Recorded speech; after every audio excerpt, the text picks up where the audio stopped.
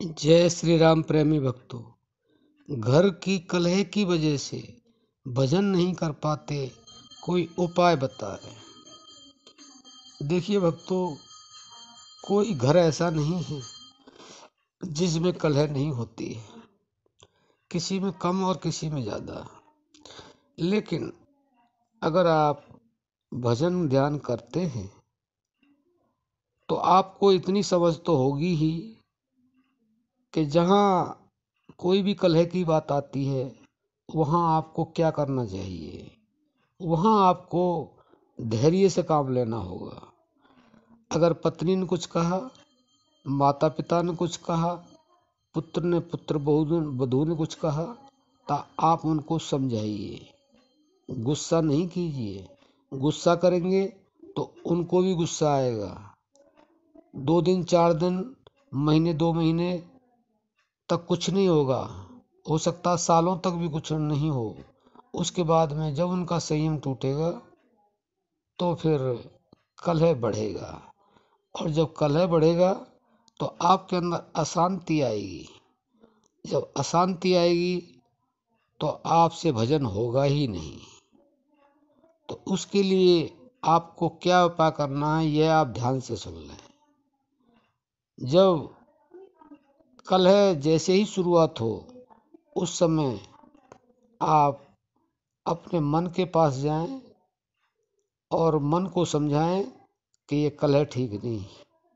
थोड़ी देर के लिए, हे मन तू शांत हो जा और मुझे उत्तेजित ना कर, मुझे शांति की तरफ ले चल और वह कार्य करवा मेरे से जो होना चाहिए। अगर मुझे 2 बातें सुननी भी पड़े तो कोई बात नहीं, क्योंकि मन जल्दी से काबू में होता नहीं और मन के द्वारा ही ये सारे काम होते हैं। प्यार भी मन से होता है और जो कलह होता है वह भी मन से ही होता है। तो मन को काबू में करने के लिए ही भजन होता है। यहाँ पर आपको, आप गृहस्थ जीवन वाले हैं, यहाँ आपको थोड़ा समझना पड़ेगा, थोड़ा संयम में भी रहना पड़ेगा और आपको सुनना भी पड़ेगा।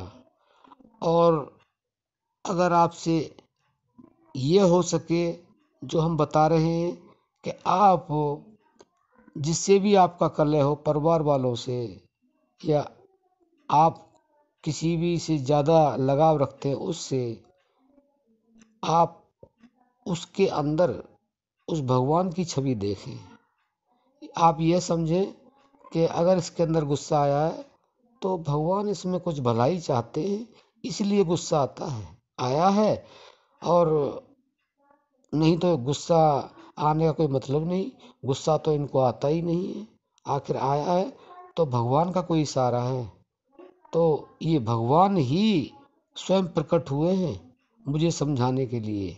ऐसा विचार अगर आप अपने मन में रख लेंगे तो कलह होगा ही नहीं, और जब कलह नहीं होगा तो भजन में मन भी ज़्यादा लगेगा। और धीरे धीरे जैसे जैसे आपका भजन का प्रभाव बढ़ेगा, वैसे वैसे आपके अंदर वह शक्ति आ जाएगी कि कोई कुछ कह रहा, कोई बात नहीं है, आपको बुरा लगेगा ही नहीं। और बुरा लगेगा तो आप इग्नोर कर दोगे या फिर उनसे उस समय पर दूरी बना लोगे। तो ऐसा करने से आपका कलह भी नहीं होगा और आपका भजन में मन भी लगेगा। अब हम अपनी वाणी को विश्राम देते हैं। जय श्री राम।